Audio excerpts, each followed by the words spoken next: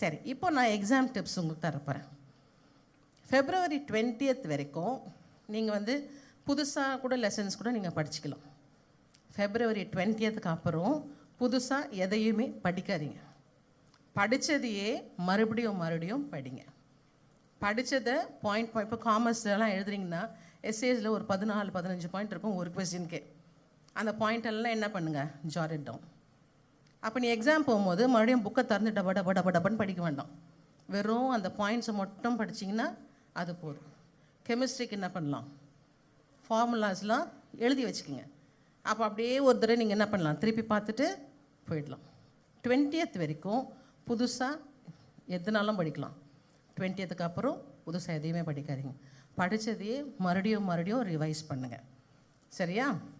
அடுத்தது எக்ஸாம் அன்னைக்கு எழுந்திருக்கிற முந்தின நாள் வந்து 2 மணி வரைக்கும் 3 மணி வரைக்கும் நைட்டு படித்தேன்னா அடுத்த நாள் உன் மண்டை மூளை என்ன ஆகிட்டுருக்கோங்க, அவனில் வச்ச முறுக்கு மாதிரி சூடாகிட்டுருக்கும். அது வேலை செய்யாது. வேலை செய்யலைன்னா அங்கே போனால் நீங்கள் எங்கள் ஸ்கூலில் வந்து பார்த்தீங்கன்னா எங்கள் பசங்களில் கொஞ்ச நேரம் எழுதுவாங்க, அப்புறம் பார்த்தா கீழே போட்டு தூங்கி நிற்பாங்க. கஷ்டப்பட்டு படித்த மிஸ், தூக்கம் வந்துடுச்சு மிஸ். இதே தான் நடக்கும் பப்ளிக்லேயும். 10 o'clock go to sleep. Ask mommy to prepare nice juice. Pongal சாப்பிட்டு போனாலும் தூங்கிடுவோம். இட்லியோ தோசையோ பிரெட்டோ ஏதோ ஒன்று சாப்பிட்டுட்டு எக்ஸாம் ஹால் போயிடுங்க.